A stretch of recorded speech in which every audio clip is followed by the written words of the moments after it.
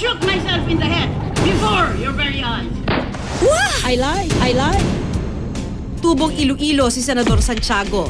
Consistent honor student mula elementarya hanggang makatapos ng abogasya sa Universidad ng Pilipinas. So bata pa lang po kayo, ganyan na kayo magsalita? Diretso? Yeah. May sinuntok akong lalaki noon eh.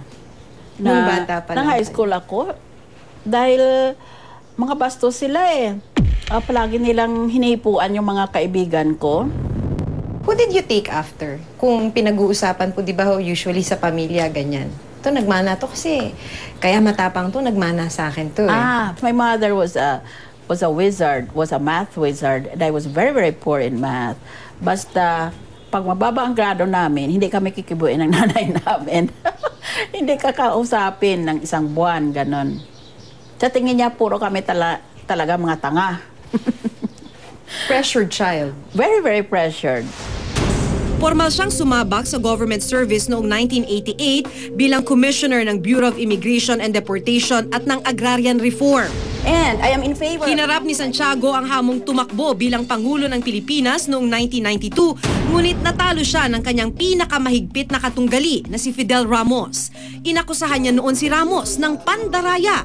Nagsampa rin siya ng isang electoral protest sa Korte Suprema. Dahil akong tao, wala na akong kailangan sa buhay eh. May edad na ako, minahal ako ng publikong Pilipino ng 1992 na wala akong pera, wala akong pangalan na, established name. Kung hindi, meron na akong idealismo at laban ako ng laban sa mga kriminal sa Immigration Commission. Ngayon, ang kabataan na wala na akong binibigay sa kanila, sila na lang ang nagpundar ng aking presidential candidacy. Muli siyang kumandidato bilang Pangulo noong 1998 pero tinalo siya ni Joseph Estrada.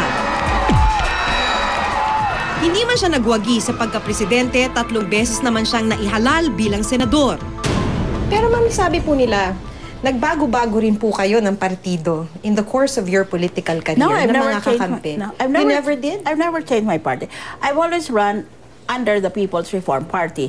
But because it hardly exists, I always run as a guest candidate of some other political party who was willing to have me. This last election, I think there were about 3 parties where I was a guest candidate. So basta sabihin, would you like to run as our guest candidate? Kung politician ka, of course you'll say, of course I'll be happy. Sa kanyang 3 termino sa Senado, umabot sa halos 900 ang bilang ng panukalang batas at resolusyon na isinumite niya sa Senado. Kabilang na dito ang kontrobersyal na Reproductive Health Bill. Ilan naman sa mga panukala niyang tuluyang naging batas ang RA 9851 o International Humanitarian Law, RA 9729 o Climate Change Act, RA 9513 o Renewable Energy Act at RA 9710, Magna Carta for Women. I'm a risk taker. Nabobore ako kaagad. Like right now, I'm so bored with politics. It's terminal. You're bored now with politics. Of course. Hindi na po kayo. I've been suffering from terminal boredom for about 2 years now. But on that point, ma'am, satisfied po ba kayo dun sa naging legislative work ninyo? Sa dami? Yes, absolutely. I'm very, very happy with our legislative output and the cooperation of all my fellow senators. Alam mo kasi, Maki, in the Senate, hindi pwedeng magkagalit kayo dahil 6 na taon kayong magkakasama eh. Yung mga taong talagang walang hilig sa political science or public administration, ibang hilig nila, huwag na silang tumakbo na senador dahil hindi pala yun ang, they don't have an aptitude for it, no? Dahil magiging malakas ang tentasyon na gagamitin ng politika para maghanap buhay. Simula sa susunod na taon, hindi na sa Senado magsisilbi si Senator Santiago. Nahalal kasi siya noong Disyembre bilang isa sa 6 na bagong huwes ng International Criminal Court o ICC na nakabase sa Netherlands. 9 na taon ang termino ng isang ICC judge. Pero hindi pa man tuluyang umuupo bilang ICC judge si Santiago, isang online petition laban sa kanya ang sinimulan upang matanggal siya sa pwesto. Iyan ay siguradong ibabasura ng International Criminal Court dahil wala nang pakialam ang ICC sa mga politika sa mga bansa na iyon. Pakialam lang nila kung paano ka maghahatol doon. Alam ko kung sino at alam ko kung sino ang kausap nitong mga character assassins na ito.